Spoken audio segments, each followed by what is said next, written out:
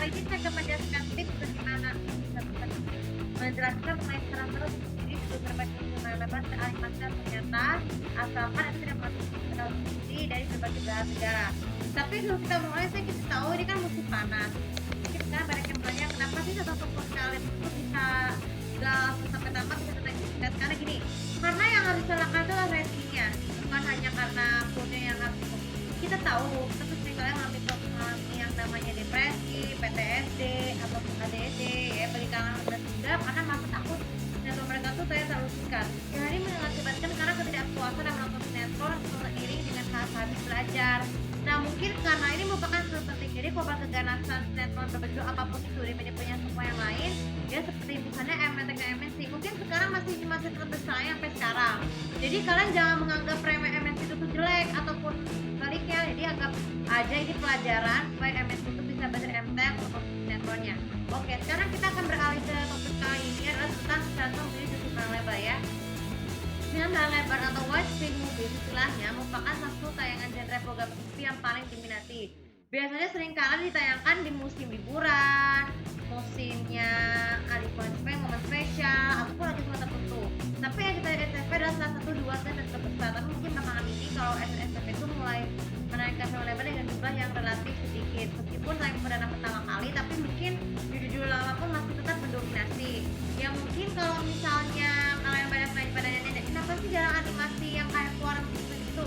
Tapi mungkin dalam animasi memang udah agak jarang. Tapi animasi kebanyakan tuh banyak tayangkan di satu khusus yang parabola. Sebut saja Mentari TV, Kids TV ataupun yang lain sebagainya. Tapi tanpa disadari ada banyak yang mengandung unsur LGBT atau kasus yang mungkin terjadi. Dan salah satu yang pertama, sekarang kita mau di genre reality film lebar animasi yang nyata terlebih dahulu. Kalau yang nyata itu biasanya berupa temakan keluarga ataupun dunia fantasi. Tapi mungkin harus berwaspada bahwa bukan tidak semua pemeran anak-anak itu usia bahwa anak-anak, tapi ada juga peran remaja dewasanya. Mungkin kalian pantau terlebih dahulu adegan tersebut jika terdapat LGBT ataupun mana sudah hentikan tersebut. Jadi hentikanlah beberapa dari dan carilah judul film yang merupakan tayangan untuk tidak mengandung LGBT. Kemudian yang kedua, untuk genre kartun ya animasi. Sebenarnya beberapa banyak belahan negara yang menerapkan unsur animasi itu berbeda-beda. Tapi yang paling populer itu tuh di negara Jepang ya. Tapi mungkin kalian bisa hati-hati karena negara Jepang tuh banyak suka mengandung unsur udara. Jadi carilah judul-judul film memang yang tidak mengandung unsur udara atau petualangan ataupun yang lain atau kekerasan. Kalau kekerasan nggak masalah. Tapi kalau olahraga seperti misalnya olahraga bela diri ataupun olahraga bola ataupun lain sebagainya itu pasti bagus. Tapi harus perhatikan harus dipantau terus supaya bisa seperti itu. Kemudian yang ketiga masih jadi genre nyata ya. Untuk seri drama musikal kalian harus memantau tersebut bahwa ternyata genre drama musikal memang agak jarang. Kalian harus pantau terlebih dahulu adegan mana aja, tapi beberapa genre belahan, tapi kebanyakan juga di Indonesia sendiri. Kalian harus perhatikan pantauan tersebut dengan adegan kekerasan, adegan perundungan itu juga harus dihindari supaya tidak menembus dunia nyata. Begitu juga dengan seperti itu.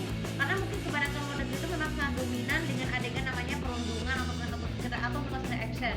Jadi kalau sebuah seperti tersebut akan disebut. Yang keempat, untuk genre animasi dan kembali dari animasi, sekarang bertemakan tentang tema dongeng, tema petualangan dan sebagainya. Kalian harus pantau terlebih kalian harus mengetahui judul film yang tidak mengandung unsur perundungan, unsur action atau kekerasan keluarga supaya tidak terjadi tidak adegan unsur penciuman. Tapi mungkin skinship ataupun relationship itu tuh biasanya terjadi pada di beberapa judul dongeng bukan dalam putri pangeran.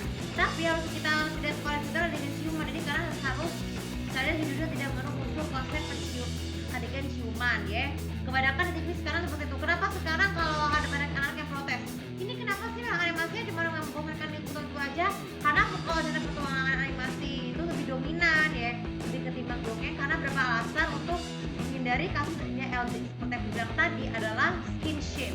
Meskipun dongeng itu mengakibatkan bisa mengenali bisa berdongeng.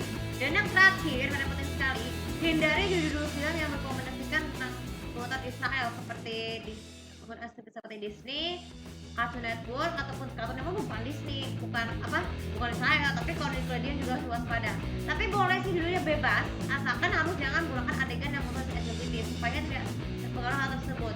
Nah, jadi sebenarnya pesan buat kalian menceritakan film lebar animasi, jangan menganggap animasi yang untuk balita itu dianggap penting guys. Ini merupakan kalian yang masa muda bisa memfokuskan perkembangan skill dia, tapi juga memberikan pengarah yang baik untuk masa depan. Bisa kalau nanti kalian punya keturunan, kalian bisa mengadakan tayangan tersebut, tapi sampai dia menjadi buku. Oke, tapi kali ini sudah bermanfaat dan dapat seperti biasa. Untuk closing aku komen untuk tahu bagaimana dari kalian untuk